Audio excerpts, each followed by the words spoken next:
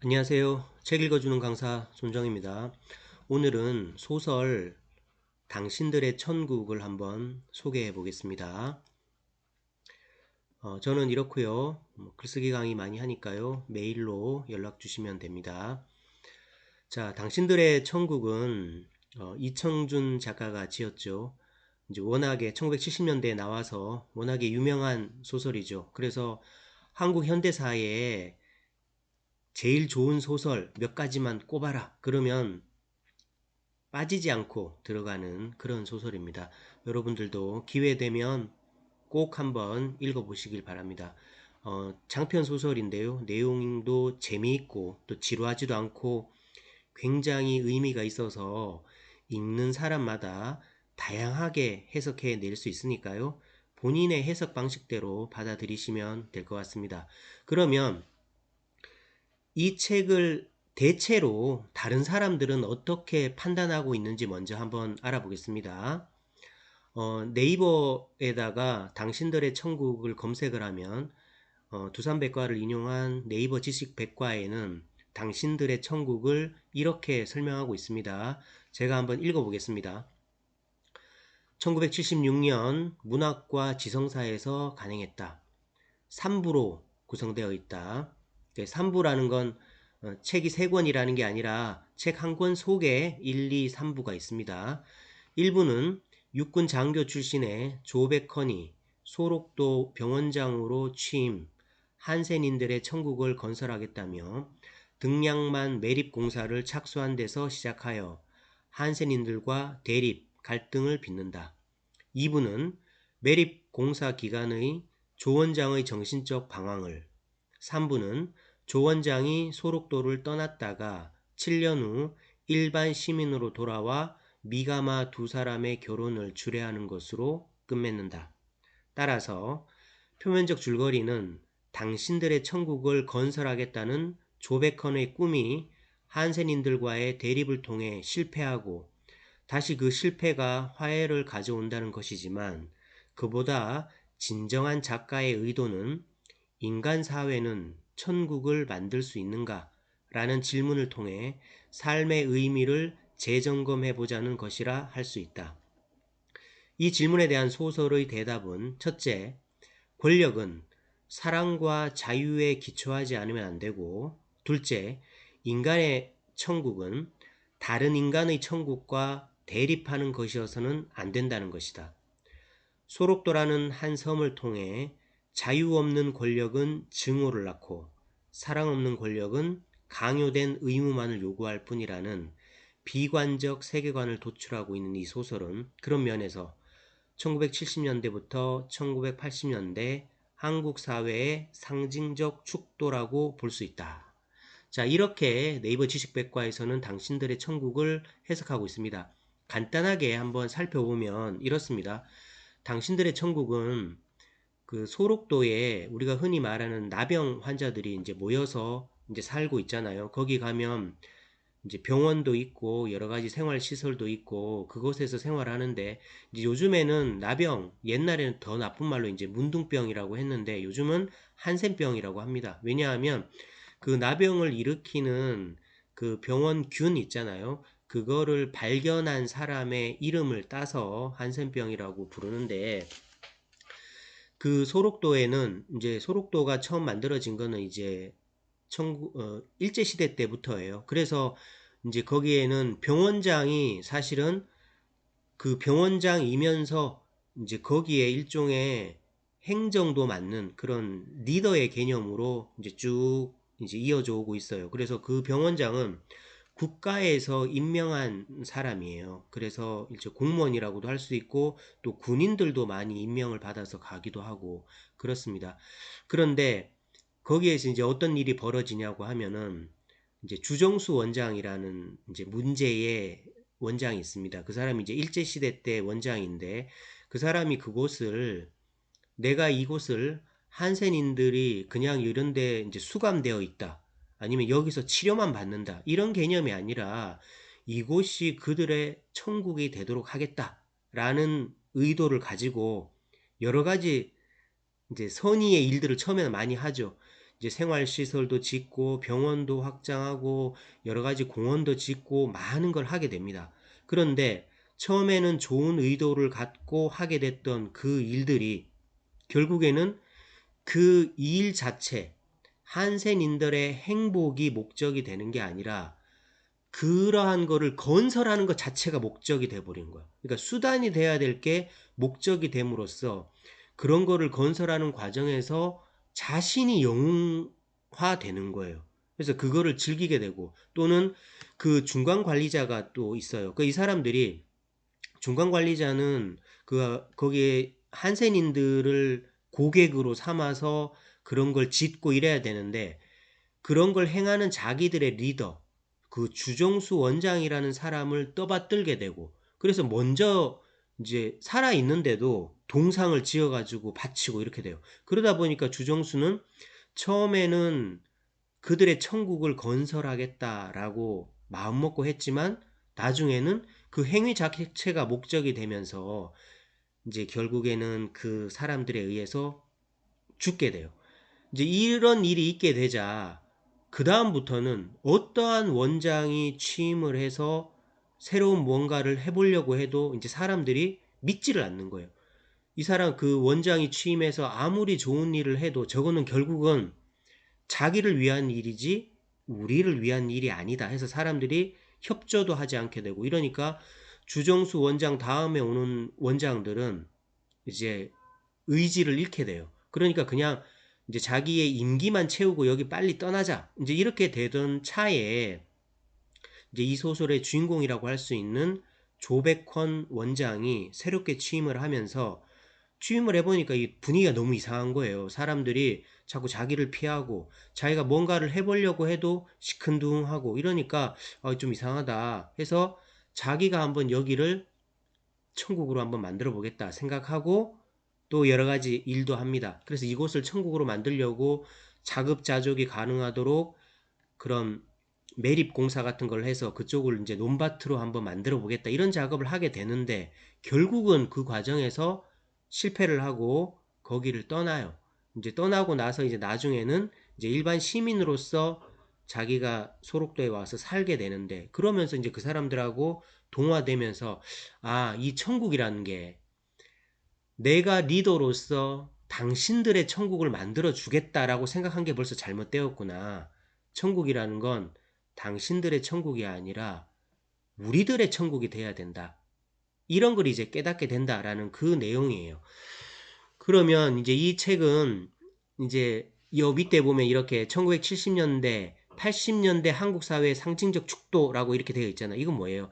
1970년대, 80년대가 우리나라가 이제 독재가 행해졌던 시절이잖아요. 근데 독재 정권이라는 건 태생적으로 벌써 한계가 있잖아요.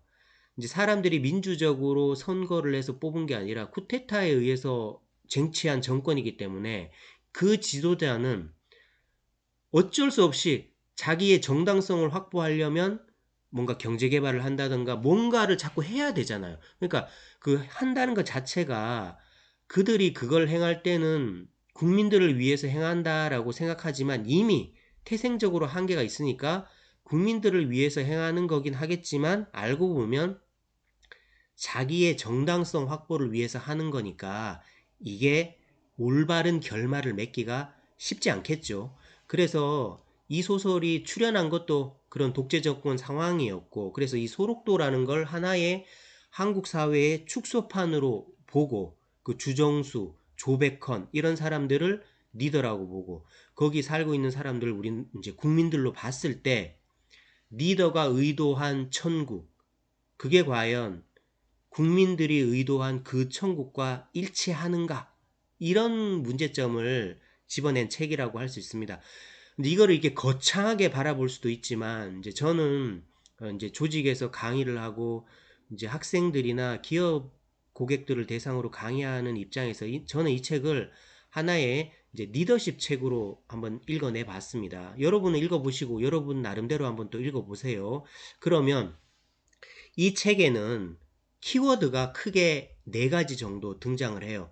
이 용어가 굉장히 상징적인 용어인데 천국, 동상, 배반, 그리고 탈출입니다. 천국은 제가 아까도 말했지만 리더가 의도하는 바예요. 모든 리더가 어느 기업 같은데 이제 새롭게 사장으로 취임을 하게 되면 자기가 내가 이제 이 기업을 우리 직원들이 행복한 곳으로 만들어야 되겠다. 천국으로 만들어야 되겠다. 라고 생각하고 일을 시작하죠. 이게 이제 당신들의 천국이라는 거예요. 그 천국의 의미를 당신들의 천국이라고 의미를 짓는 순간 그 자체가 이미 어긋날 수밖에 없다. 또는 당신들의 천국이 아니라 또 어떤 나쁜 리더는 당신들의 천국보다 더 나쁜 생각을 갖죠. 이게 뭐예요? 바로 나의 천국이죠. 그래서 이제 부임해 오는 사장이 임기가 정해져 있다면 그 임기 내에 자기 실적을 강화해서 이제 재계약을 한다든가 이런 걸 노리기 위해서는 어떤 재무적으로 빠르게 실적을 낼 수 있도록 그렇게 경영을 한다든가 이렇게 돼버리잖아요. 그래서 나의 천국이라고 생각하면 그게 이제 제일 나쁜 거고 리더로서. 그 다음에 당신들의 천국이라고 생각하면 그것 또한 좋지 않다. 그럼 천국은 뭐여야 된다? 리더가 하나의 조직을 천국으로 만들려면 우리들의 천국을 만들려고 그렇게 노력을 해야 된다는 거죠.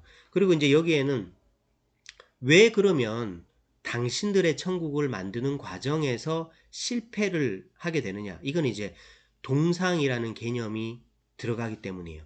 동상은 제가 좀 더 자세히 설명하기 위해서 글로 한번 이렇게 써봤습니다. 그럼 제가 이 동상의 개념을 한번 읽어볼게요. 섬을 천국으로 만들기 위해 건설 작업을 본격적으로 시작한 사람은 4대 원장 주정수이다. 각종 시설, 도로, 공원을 지었고 주민들 중에 중간관리자를 뽑아서 지배하게 만든다. 작업이 진행될수록 건설은 천국을 위한 수단이기보다 건설 자체를 원장의 성과로 여기게 되며 중간관리자들은 권력의 세계로 편입되어 스스로 원장의 동상을 만들어 바친다. 주원장은 동상을 거부하지 않고 받아들여 권위의 상징으로 삼는다. 마음속에 동상을 품자 참된 목적은 사라지고 동상 자체가 목적이 되고 만다. 원생들이 새로운 원장을 신뢰하지 않는 이유는 그 역시 동상을 품었을 거라 생각하기 때문이다. 동상을 가진 자는 자신과 권위, 행위 자체가 목적이며 동상을 지니지 않은 자는 자유, 사랑, 조화를 목적으로 한다. 자, 동상의 의미를 아시겠죠? 동상은 하나의 이제 권위라는 말입니다. 그래서 리더가 조직에서 내가 이제 이 조직에서 리더십을 행하는 이유는 이 구성원들의 자유, 그리고 내가 이들을 대하는 자세는 사랑이어야 되고, 그리고 나와 그들, 이 모든 것이 조화를 이루어야 된다. 아니면 또 그 조직 속에 있어서 성과를 많이 내는 사람, 성과를 적게 내는 사람, 능력이 있는 사람, 없는 사람, 이 모두가 조화를 이룰 수 있게 해야지 성과가 없는 사람을 대상으로만 리더십이 행해져서도 안 되고 성과를 가진 사람으로만 그 사람들만을 또 대상으로 삼아서는 안 된다는 거예요. 그래서 어느 조직에 리더가 있다면 이제 우리를 또 카리스마라고 포장을 하기도 해요. 근데 과연 이 카리스마라는 게 이 구성원들의 행복을 위한 카리스마인지 리더인 나 자신을 위한 그런 카리스마인지 한번 생각해 봐야 된다는 거죠. 그래서 리더가 만약에 동상을 마음에 품게 되는 순간 어떤 일이 일어나나요? 이제 배반이 일어나게 돼요. 이제 이 배반은 여러 가지 의미로 해석될 수 있는데 구성원들이 리더를 따르다가 더 이상 따르지 않게 되는 거를 배반이라고도 할 수도 있고요. 그리고 처음에 리더가 선의를 가지고 있다가 동상으로 마음이 변질되는 순간 선의에서 악의로 바뀌는 것, 이거를 또 배반이라고도 할 수 있습니다. 그래서 원장이 섬 주민들을 위해 일하던 처음 마음이 사라지고 목적과 수단이 전도되어 수단 자체가 목적이 되는 현상, 이거를 이 책에서는 주로 배반이라고 말합니다. 마음의 구성원의 행복을 품지 않고 동상을 품게 되는 순간 배반이 시작되는 거죠. 그래서 배반은 원장 자신이 먼저 품기도 해요. 하지만 원장을 동상으로 받드는 중간관리자가 나타나면서 부추기게 되기도 해요. 이게 이제 조직에서는 조직 정치라고도 할 수 있잖아요. 그래서 우리 일제시대 때나 조선 말기나 이런 때 보면은 이제 대농장을 가진 양반, 대지주가 있고 중간에 이제 그 소작농들을 관리하는 마름이라는 사람 있잖아요. 근데 보통 보면 이 마름들이 굉장히 악질이에요. 왜냐하면 이 마름들이 중간에서 소작농들의 이런 이제 세금이나 이런 걸 과도하게 뜯어가지고 자기들이 이렇게 챙기기도 하지만 이제 그 농장주, 지주들한테 잘 보이기 위해서 더 악행을 행하는 거예요. 그죠? 그러다 보니까 농장주나 이런 사람은 이제 정보의 단절이 일어나고 마름들이 자꾸 자기를 떠받드니까 자기가 점점 더 영웅이 되기도 하고 그런 마음을 품게 되잖아요. 조직도 마찬가지예요. 중간 관리자들, 임원들이라든지 팀장이라든지 이런 사람들이 중간에서 정보를 왜곡하고 자기들이 그 리더한테 잘 보이기 위해서 더 뭔가를 성과를 창출하기 위해서 밑에 사람을 압박하는 이런 일이 자꾸 벌어지다 보니까 배반을 하지 않던 리더들도 자기도 모르게 어느 순간 수단과 목적이 전도돼서 배반을 하게 되는 경우도 많이 일어나죠. 이제 그 다음에 동상을 품게 돼서 그 배반이라는 게 일어나면 구성원들 사이에는 탈출이라는 저항 의식이 생겨나게 됩니다. 한번 읽어보겠습니다.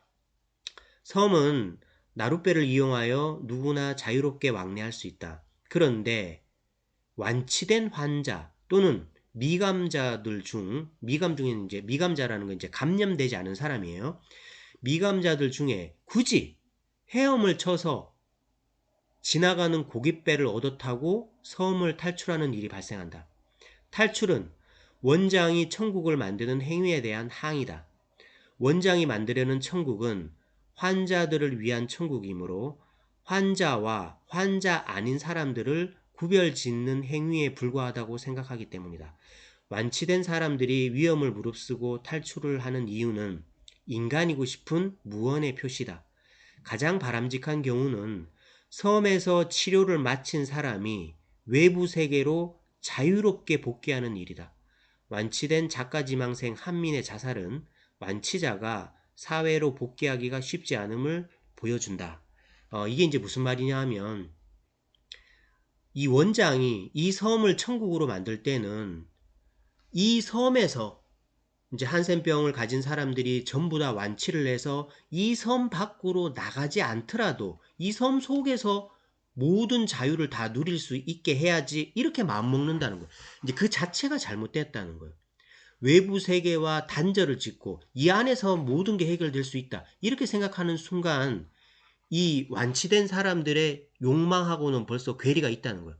그러니까 완치된 사람들은 이곳에서도 자유를 누릴 수도 있고 또는 자기가 원하면 언제든지 저 섬 밖에 육지의 외부 세계로도 나는 자유롭게 복귀해서 그들과도 섞일 수 있어야지 이런 마음을 갖는데 이 원장들이 당신들의 천국을 지향하는 순간 모든 것이 이 섬에만 집중되는 거예요.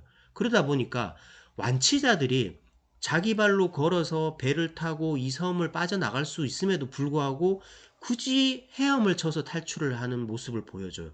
그건 뭐냐 하면 이제 항의죠. 저항.